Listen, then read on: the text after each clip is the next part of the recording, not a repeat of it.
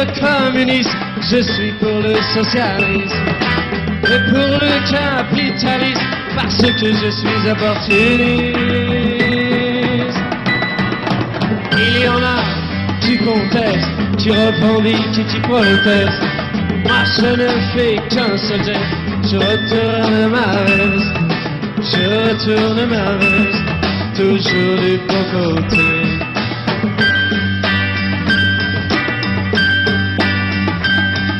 Je n'ai pas peur des profiteurs, ni même des agitateurs.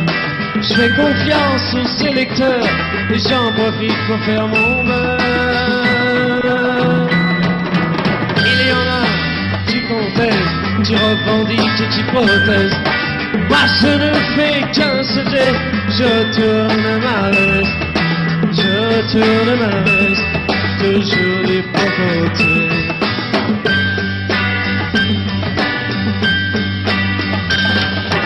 Je suis de tous les partis, je suis de tous les partis, toujours du bon côté.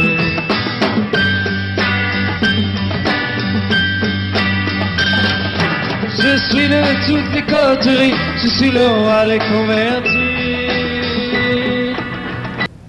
La République démocratique du Congo, un pays béni par Dieu, mais un pays à problème, des fois avec sa classe politique. Nous sommes là en République démocratique du Congo.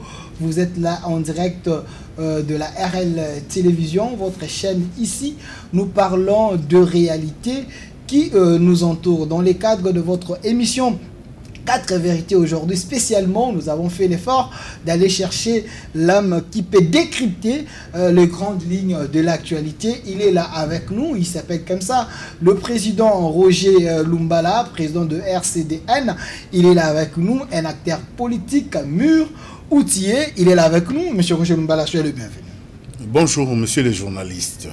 Voilà, monsieur Roger Lumbala, avec vous, nous allons tenter de répondre aux questions très questionnantes. Nous avons besoin des réponses. Alors, avec vous, nous allons parler de controverses autour des ordonnances du chef de l'État. On va en parler parce que ça fait couler beaucoup d'encre. Nous allons parler également de la marche du FCC pour le soutien des institutions. Et aussi, nous allons parler d'un autre point du dialogue qui s'annonce déjà, que l'Église catholique et d'autres langues profèrent déjà à ce que nous puissions aller à un dialogue. Et aussi, nous allons chuter, si le temps nous permet, sur comment faire pour relancer l'économie de la RDC après l'état d'urgence. Mais commençons par les premiers points. Monsieur Roger Lumbala, vous avez suivi avec nous que récemment le chef de l'État a nommé les gens, a signé les ordonnances, mais le Premier ministre sort de son silence pour dire qu'il n'était pas au courant. Dans un pays où un état de droit prime, est-ce que cela peut se faire? Je pense qu'il y a la différence à faire entre la politique et l'administration. L'acte posé par le président de la République, c'est un acte qui relève du droit administratif. Il désigne les hauts fonctionnaires de l'État dans la justice comme aussi dans l'armée de manière générale. Le président de la République, il s'est basé sur l'article 90 de la Constitution. Je me suis permis, messieurs les journalistes, de vous amener la Constitution de la République qui est annotée et commentée et expliquée par le professeur Polydore Moukoubi Kabalika. L'article de la RDC. L'article 80, la Constitution de la RDC, là où il y a 229 articles, vous avez dit, c'est l'article 90. L'article 90 alinéa 2. Éclairez-nous. L'article nous dit ceci. Il est dirigé par le Premier ministre, chef du gouvernement. En cas d'empêchement, son intérim est assuré par le membre du gouvernement qui a la préséance. Point. Ça, c'est la Constitution de la République qui est au-dessus de toutes les règles des us et coutumes. Ça, c'est la Constitution. Quand on essaye un peu de comprendre qu'est-ce que c'est l'intérim, parce que c'est ça qu'il faut aussi comprendre, qui est un mot latin, qui veut dire tout simplement, pendant ces temps-là que vous êtes absent, lui, il fait l'intérim, la personne qui est désignée. L'intérim en droit du travail. Parce que ça, c'est le travail. L'intérim en droit du travail est le temps pendant lequel une fonction est assurée par un représentant, le titulaire étant indisponible. Est-ce que c'était le cas? Bien sûr. Il était en déplacement. Bon, maintenant, ça c'est dans les droits du travail qu'on a défini l'intérim. Bon, maintenant, l'intérim dans les droits administratifs. L'intérim est le remplacement d'une personne par une autre en son absence. Le Premier ministre était absent ou pas? Il était absent. Mais il était toujours au Congo. Il était au Congo, mais il était absent. Cela inclut la délégation de toutes les tâches et les pouvoirs liés à sa fonction. C'est ça l'intérim. Il donne toutes les tâches et les pouvoirs qui sont liés à sa fonction.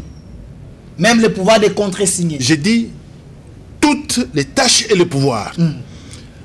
La délégation de pouvoir est le fait de transmettre à quelqu'un tout ou une partie des prérogatives attribuées normalement à une autre personne pour un temps déterminé. Monsieur le journaliste, la fonction du Premier ministre n'est pas liée à l'individu Ilukamba. C'est l'administration. Mata Tampogno était Premier ministre, Bruno Chibalan Zenze était Premier ministre, et tous les autres étaient Premier ministre.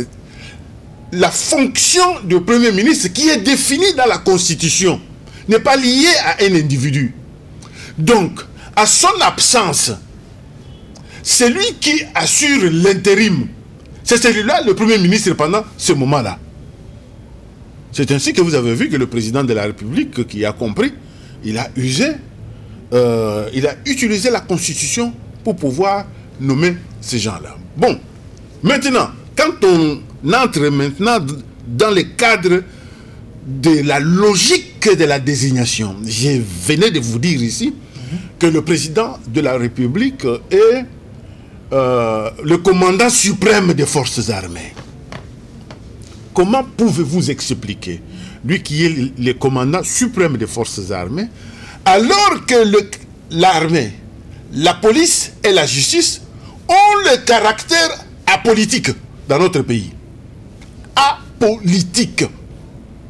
Donc le président de la République ne peut pas discuter avec qui que ce soit au sein de la coalition FCC-Cache. C'est une coalition politique. Cette coalition-là n'intéresse que lorsqu'il y a le partage des postes au niveau du gouvernement, au niveau de l'Assemblée, au niveau de toutes les organes politiques ou des institutions politiques que nous avons dans notre pays. Pour ce qui concerne la désignation dans l'appareil judiciaire, dans l'armée. Dans l'appareil judiciaire, le président de la République n'a pas à consulter quelqu'un d'autre. Non, non. Monsieur Roger Lumbala, est-ce que vous ne voyez pas que le président, il n'est pas redevable devant le Parlement? C'est le Premier ministre qui est le chef du gouvernement. Alors, lorsqu'on parle de contre-ça, ce qui veut dire que c'est lui qui doit contresigner, doit endosser cette responsabilité.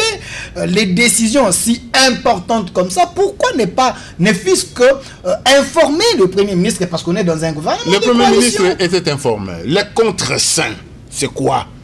Les contre-saints, celui qui contresigne ne donne pas le pouvoir à la décision prise par le président de la République. Mais il donne quand même l'équilibre. Non. On est en coalition. Non, pas du le tout. contrepoids politique. Étant dans un système semi-présidentiel, le président de la République n'est pas responsable devant l'Assemblée nationale. C'est ainsi que tous ces actes doivent être contresignés par le gouvernement. Par le gouvernement. Tel est le cas aujourd'hui. Le Premier ministre. Le Premier ministre et le Premier ministre intérimaire, pour qu'ils endossent la responsabilité de la décision du président de la République, parce que eux, ils peuvent aller répondre s'il y a une interpellation au niveau de l'Assemblée nationale. Dans ce cas ici, le Premier ministre jette l'éponge, il dit que je n'étais pas consulté. S'il y a un problème, alors c'est lui qui ne veut pas endosser la responsabilité. Comment il sera redevable alors devant le Parlement? Il dit je n'avais pas contresigné. Non, à partir de ce moment-là, il pense que le président de la République a triché, il doit démissionner. Je pense que M. Ilunga Ilukamba, c'est un homme responsable. On ne peut pas le pousser comme ça, comme un enfant par le FCC pour prendre des positions qui ne sont pas correctes. Administrativement, il ne peut pas se permettre de faire des déclarations toujours dans la presse envers le président de la République. Et vous avez suivi que c'est le FCC qui le pousse à chercher une rencontre avec le président de la République. Le président a refusé. Il a dit, je vais le voir au niveau au Conseil des ministres. Au Conseil des ministres. Alors, l'EFC, ça fait une déclaration. C'était le 21. Le Premier ministre également aussi fait une déclaration, également le 21. Est-ce que dans la lire où vont les choses, vous ne voyez pas qu'il y a une crise qui s'annonce si cela reste ainsi? Non, il n'y a pas de crise. Il n'y a pas de crise. Où se trouve la crise? Le président de la République a signé. Si lui, il ne veut pas endosser, il démissionne. On met un autre gouvernement en place et puis c'est fini, on continue. Il n'y a pas de crise dans notre pays. Il y a des gens qui s'agitent un peu, et surtout du côté de nos frères du FCC, parce que là, ils sont en train de perdre le pédale. Quand Chadari dit que le Premier ministre n'est pas un garçon des courses, donc ce qui veut dire quand même, il faut qu'il y ait une considération. Oui, mais ils oublient qu'ils ont considéré d'autres premiers ministres comme des garçons de course. Je ne veux pas citer des noms ici.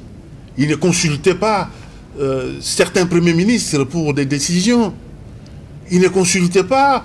Je peux vous rappeler que le ministre Che Okitundu a signé aussi avec le président de la République à l'absence de... Che Okitundu José Makila. Oui, à l'absence du Premier ministre Bruno Tshibala Nzenze, qui n'était même pas consulté. Et il n'avait pas fait une déclaration. Non. Il n'avait pas fait une déclaration de mécontentement à l'époque. Donc il était d'accord. Non, il n'avait pas fait une déclaration tout simplement. Parce qu'il fallait prendre de la hauteur. Alors ce qu'eux ils font là, ils oublient que c'est le président Félix Antoine Tshisekedi qui les protège. Parce que la plupart d'entre eux, civils et militaires, ils ont des sanctions internationales. Il y a eu même certains ONG qui cherchent à ce que certains dossiers soient ouverts. Et la seule personne en République démocratique du Congo qui peut garantir leur sécurité, c'est le président de la République. C'est pourquoi moi, personnellement, je suis pour la paix et je dis qu'il faut que ces amis-là se comportent dignement pour que les choses marchent dans notre pays. Si vous avez suivi la déclaration du FCC, donc leur déclaration, ils ont dit qu'il y a une dictature qui s'annonce. Il y a non-respect de la Constitution. C'est le monde à l'envers. Donc, il y a une possibilité qu'on peut traduire le chef de l'État en justice parce que lorsque vous violez la Constitution... C'est le monde à l'envers. Moi, je suis parti en exil. Moïse Katumbi Chapwe est parti en exil. Franck Diongo, Djomi Ndongala, ils ont fait la prison dans ces pays.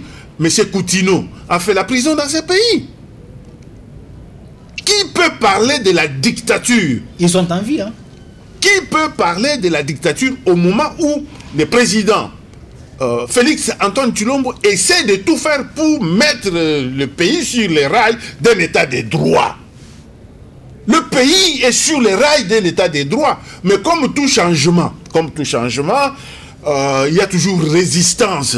Et qui résistent, ce sont les gens qui avaient des privilèges hier, qui aujourd'hui, ils ne veulent pas que les choses changent dans notre pays. Mais ça va changer. Parce que les gens comme nous, les Roger Lumbala, nous soutenons le président de la République.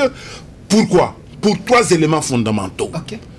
Le premier élément, il y a eu l'alternance au sommet de l'État dans notre pays.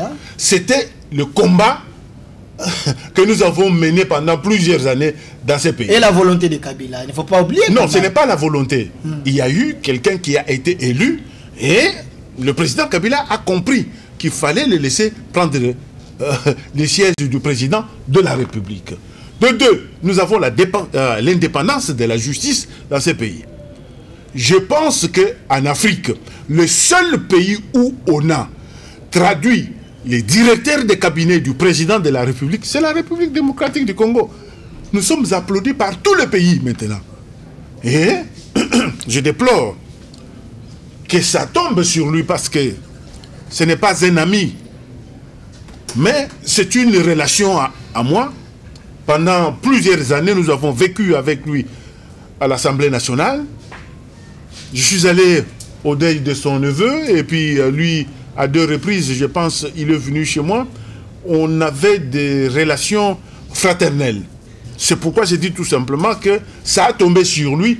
Mais je le déplore, mais c'est la justice qui doit faire son travail.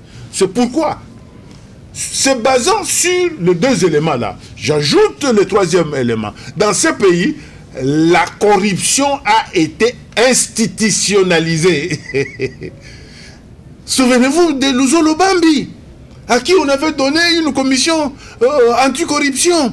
Il est revenu avec le rapport dans lequel il disait que il y a 15 milliards de dollars américains qui tombent dans le panier de crabes.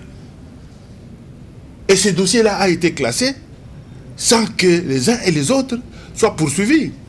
Monsieur le journaliste, il y a des gens qui ont pris l'argent du FPI avec de faux dossiers, disant qu'ils allaient créer ou ramener des industries ici. Ils ont pris l'argent pour aller construire leur maison.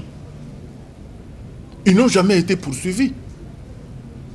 Là, Dieu merci, il y a l'honorable Mpassi Yapamba. Mpassi Yapamba, qui a tous les dossiers.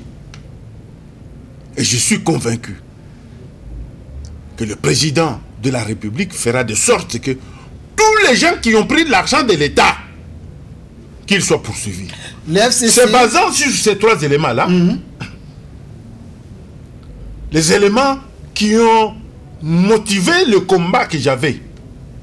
Je dois soutenir le président de la République. Et c'est ça qui vous pousse à soutenir Félix Antoine Tshilombo Tshisekedi. Mais on vous entend parler du FCC, mais c'est comme si tous les mâles se trouvent du côté du FCC. Du moment que le FCC, par la bouche de Némi Moulania, ils étaient respectueux des institutions. Ils ont laissé les institutions autonomes. Aujourd'hui, ils ont quand même fait une marche pour soutenir les institutions. Pensez-vous que le FCC a des leçons à donner aujourd'hui au nouveau pouvoir? C'est le monde à l'envers. Et personnellement, je ne veux pas citer des personnalités politiques avec lesquelles j'ai eu des relations de travail, parfois amicales. Mais je dis tout simplement que c'est le monde à l'envers, que le FCC aujourd'hui dit que il y a ils doivent marcher pour soutenir les institutions, le respect des institutions et de la Constitution. Quelles institutions et quelle Constitution? La Constitution qu'ils ont violée. Qu'ils ont violée chaque fois. Comment ça? Bon, je ne veux pas entrer dans cette polémique-là. Le FCC n'a pas de leçons à donner? Non, il n'a pas de leçons à donner, tout simplement. Je m'arrête là. J'ai dit, Ils n'ont pas de leçons à donner. Et je m'arrête là. S'ils veulent, on aura un débat avec un responsable. Et là, je viendrai étayer point par point, article par article, qu'ils ont violé dans cette constitution ici.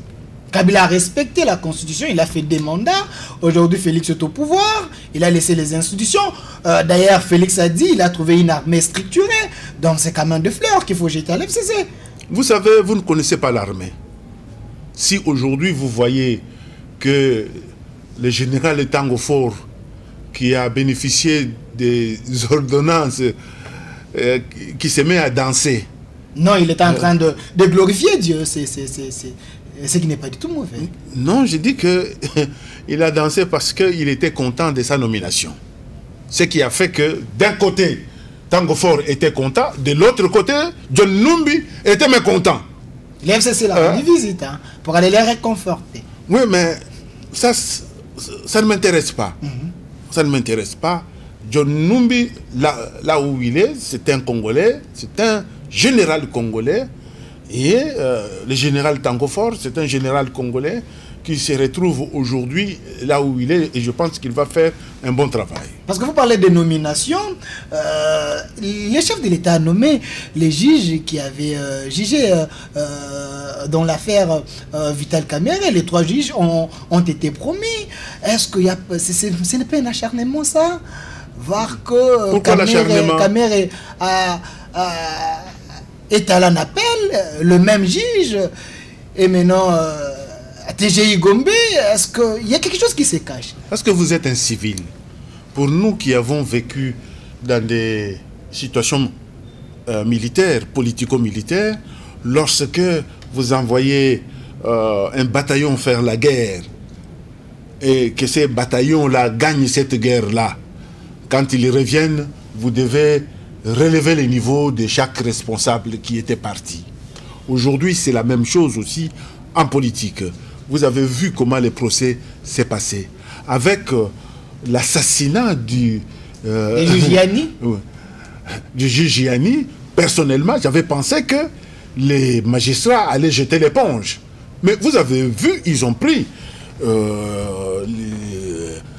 les drapeaux et ils ont continué jusqu'à la condamnation de Vital Kamerhe et de Djamel. Moi, je dis tout simplement bravo à nos avocats de la République. Parce qu'il y avait des avocats de la République qui défendaient la République. Donc à partir de ce moment-là, même si le président de la République les récompense parce qu'ils ont fait du bon boulot, qui est apprécié non pas seulement en République démocratique du Congo, mais à travers le monde. Est-ce que ce n'était pas une carte pour écarter Kamerhe pour qu'en 2023, qu'il ne soit pas les candidats? Parce que selon l'accord cash, UNC devait présenter son candidat en 2023. Vous ne créez pas un mauvais climat déjà en 2023 avec les gens de l'Est? Monsieur le journaliste, actuellement, la justice a dit que le président Vital Kamerhe a volé l'argent. De manière directe ou de manière indirecte. C'est pourquoi ils l'ont condamné à 20 ans de travaux forcés. À 20 ans de travaux forcés. Est-ce que pour moi, je peux remettre en cause la décision de la justice? Ce n'est pas mon rôle. Le président Kamerhe bénéficiait de la présomption d'innocence avant la condamnation. Bon, maintenant qu'il est condamné, c'est que la justice a de preuves de ce que la justice lui reproche. Moi, je ne veux pas me mêler dans ça pour dire que est-ce qu'il avait volé l'argent, est-ce qu'il volait l'argent pour se préparer pour les élections de 2023. Je n'en sais rien. Le procès reprend bientôt. La Senco s'invite au procès parce que la Senco veut voir clair. Vous savez, il y a un moment dans notre pays où on a laissé à l'Église de s'impliquer dans la politique. Nous avons la séparation de l'État et de l'Église. L'Église doit s'occuper des âmes. Et l'État doit s'occuper de ses affaires. Mais nous constatons malheureusement que non seulement l'Église s'implique, s'invite tout le temps dans les affaires politiques, aujourd'hui, l'Église s'invite même dans la justice. C'est pourquoi j'ai dit tout simplement, le président de la République doit demander à l'Église de rester au milieu du village, au lieu de commencer à tâtonner par-ci, par-là. L'Église devait normalement être du côté de la vérité, mais pas au milieu du village. La Senco estime que doit voir clair dans cette affaire. Mais parlons, il y a un dialogue qui s'annonce. Monsieur Roger Lumbala, êtes-vous d'accord par rapport à ceux qui se disent que les choses ne marchent pas bien, les lamoukistes s'élèvent, l'Église catholique en parle, les CC, d'autres langues pensent que lorsqu'il y a un problème, nous les Africains, on peut s'asseoir pour trouver la solution. Êtes-vous partant de cette idée? Le dialogue est permanent. Chaque jour, les gens doivent dialoguer. Mais le dialogue pour le partage des pouvoirs n'est pas permanent. Celui-là s'invite au moment où le pays est en guerre. On ne dialogue pas pour partager le pouvoir, même quand le pays n'est pas en guerre. La République démocratique du Congo n'est pas en guerre. Pour que l'on appelle à ces dialogues-là, la logique des gens qui appellent ces dialogues-là, c'est d'affaiblir le pouvoir de M. Félix Antoine Tshilombo. C'est un piège qu'il tente pour qu'il tombe là-dedans. Moi, s'il me suit à ce moment précis, il n'y aura pas le dialogue. Il n'y aura pas le dialogue. Le gouvernement peut tomber, il n'y aura pas le dialogue. Ça peut être réglé par d'autres mécanismes politiques. Et à partir de ce moment-là, si les gens pensent qu'il faut organiser le dialogue, c'est pour tendre les pièges au président de la République. Est-ce que ça ne serait pas à sa faveur si il organise un dialogue parce que d'autres langues pensent qu'il n'a pas la légitimité? Quelle légitimité? Vous êtes journaliste, vous ne comprenez pas ce que vous dites. Les lamoukistes disent qu'ils ont la légitimité. Quelqu'un qui est élu au suffrage universel, vous dites qu'il n'a pas la légitimité. C'est quoi ça? Hein, monsieur le journaliste? Vous êtes sûr? Quelqu'un qui est élu au suffrage universel direct. Et puis vous dites qu'il n'a pas la légitimité? Martin Fayulu a contesté cela. L'Église catholique, à un moment, disait qu'elle avait des PV. Et alors vous ne voyez pas que ça serait mieux? Non, mais s'il y a des contestations, nous sommes dans un régime démocratique. Chacun peut contester. Cela ne veut pas dire qu'il a raison. Parce que la justice avait donné raison au président Félix Antoine Tshisekedi. L'arrêt de la Cour constitutionnelle, la dernière juridiction. C'est ainsi que vous avez vu que M. Fayulu aujourd'hui, bon, je ne dirais pas qu'il a changé de langage, mais il a compris que... Il a pardonné, mais de l'autre côté, vous devez aussi comprendre. Non, je l'ai suivi. Non. Il a dit il a pardonné, mais vous devez aussi comprendre que vous avez volé, il faut être sincère. Qui lui a demandé le pardon? Vous pardonnez quelqu'un qui ne vous a pas demandé pardon? Hein? Il a compris lui-même et il a arrêté avec ses revendications. C'est ça, ce qu'il faut dire. Peut-être il a saisi la main de Félix, parce que Félix avait dit, je lui ai tendu la main. Je ne suis pas là pour dire ce qui se passe en coulisses. Si Félix, le président de la République, a accepté sa main, où est le problème? Fayulu, c'est un compatriote congolais avec qui, moi personnellement, j'ai travaillé dans notre groupe parlementaire au niveau de l'Assemblée nationale. Donc, on se connaît, Donc vous n'êtes pas partant, favorable pour un dialogue du moment que si on passe à un dialogue, Bemba peut revenir, Katumbi également peut être éligible. Non, ce n'est pas ça. Je vous ai dit ici que je ne veux pas citer les noms des gens. J'ai dit tout simplement... Nous voulons que tout le monde soit à la fête non, j'ai dit ceci. En 2023. Le principe du dialogue, moi je ne l'accepte pas pour la simple raison qu'on ne fait pas le dialogue alors qu'il n'y a pas une crise politique majeure. Dans ces pays, nous avons fait des dialogues. Le dialogue que vous connaissez parce que vous êtes jeune, c'est le dialogue de Sun City.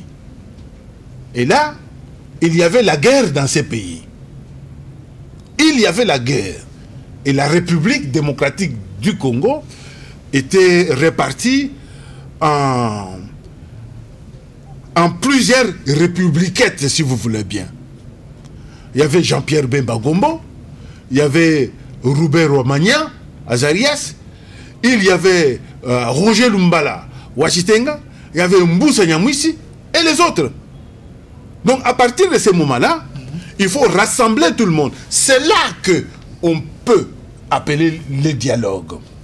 Le deuxième, ce que l'on pouvait considérer comme dialogue, c'était des assises nationales.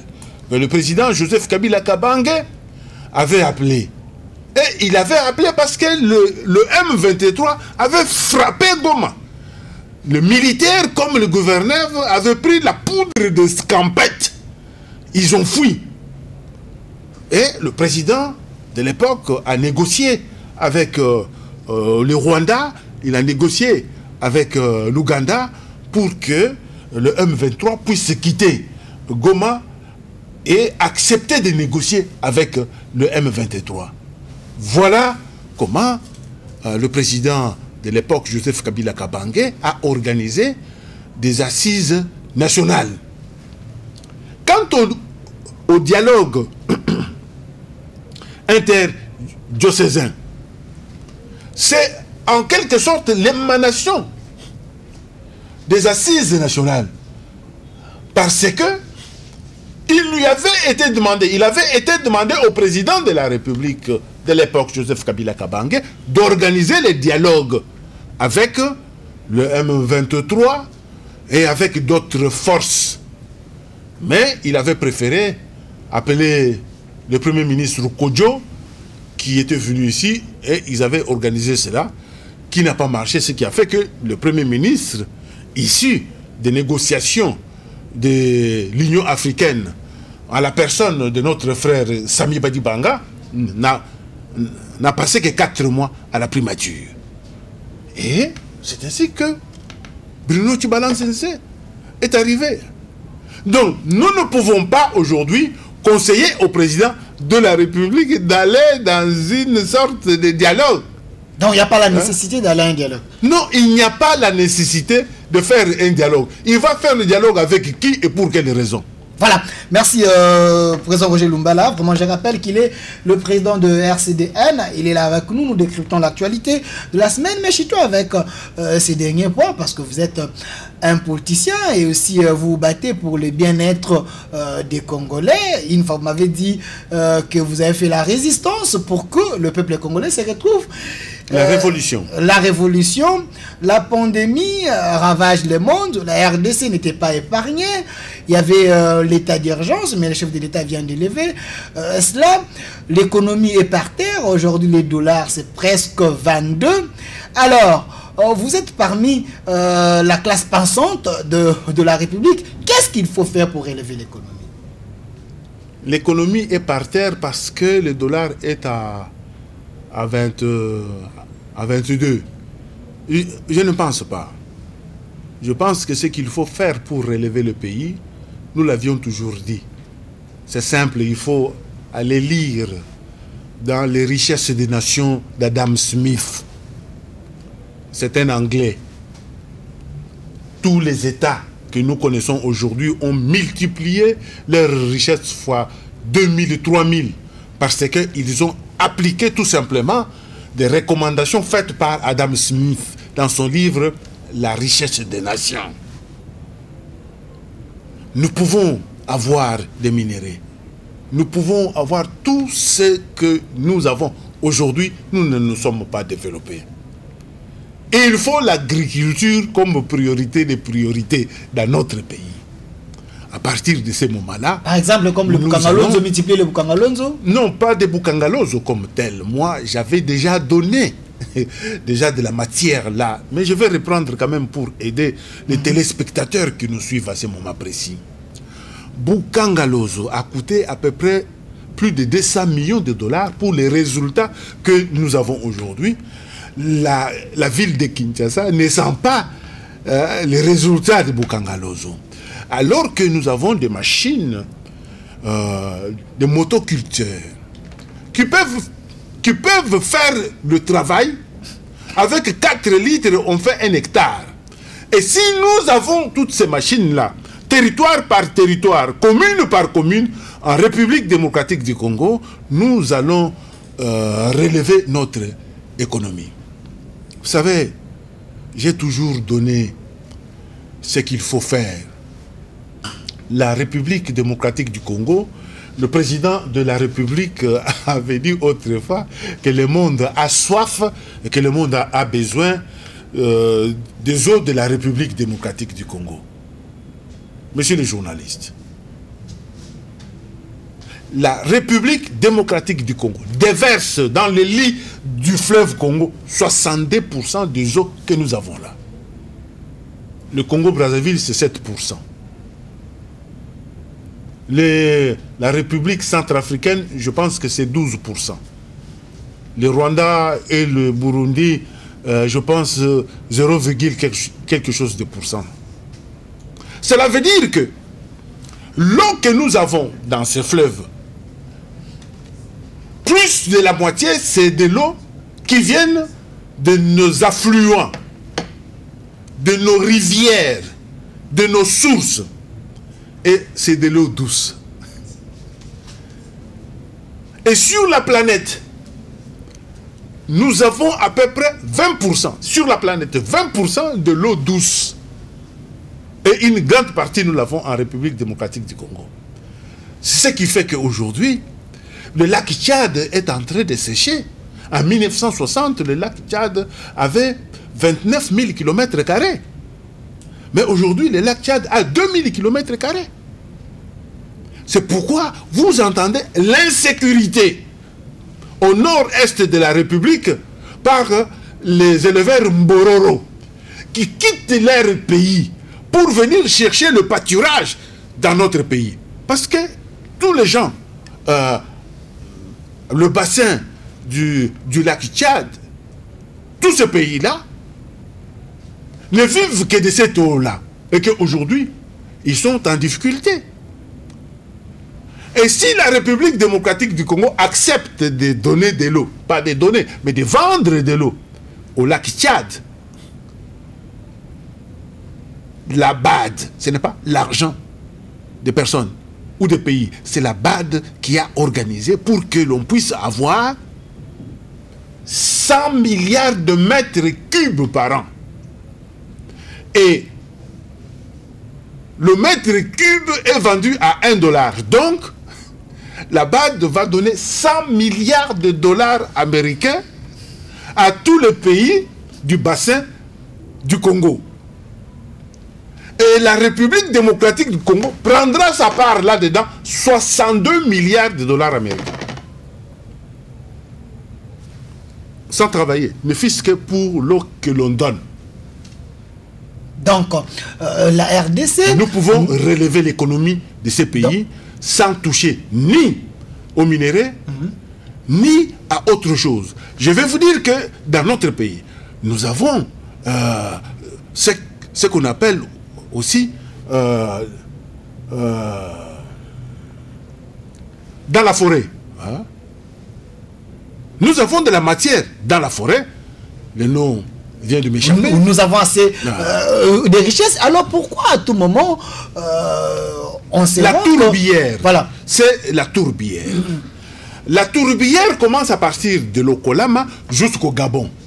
Et c'est au niveau de l'Okalama que nous avons la tourbière qui fait 3,7 m de hauteur.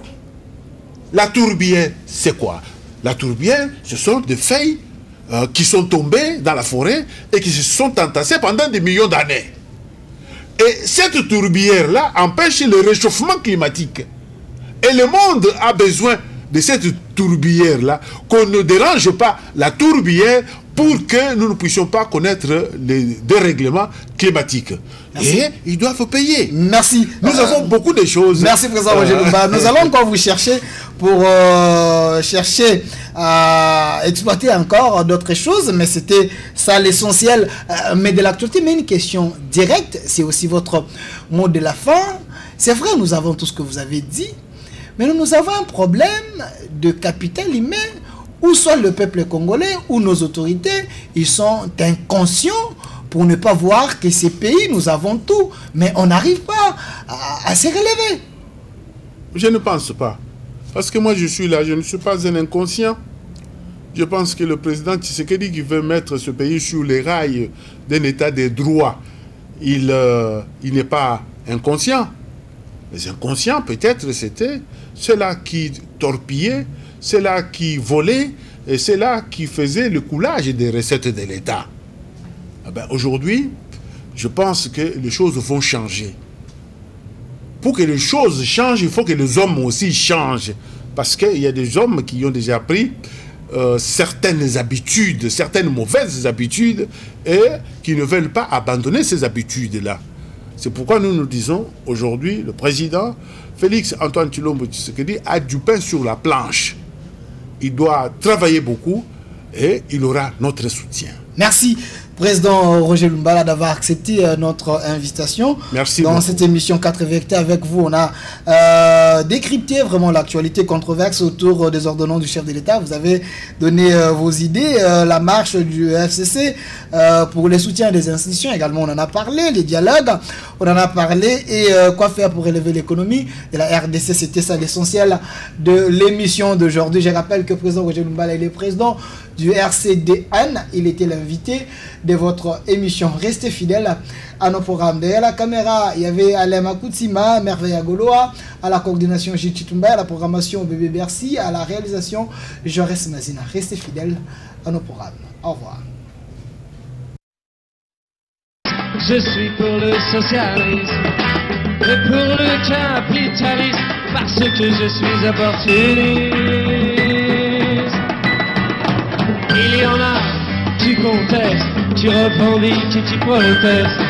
Moi je ne fais qu'un seul geste, je retourne ma veste, je retourne ma veste, toujours du bon côté.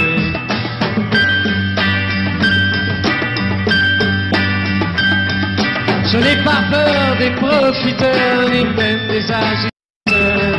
Je fais confiance aux sélecteurs, et j'en profite pour faire mon beurre. Il y en a qui contestent, qui revendiquent et qui protestent. Moi je ne fais qu'un seul geste, je tourne ma veste, je tourne ma veste, toujours du bon côté.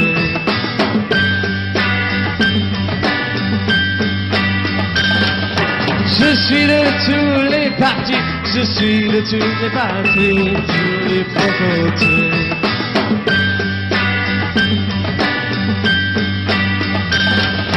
Je suis de toutes les coteries, je suis le roi des convertis.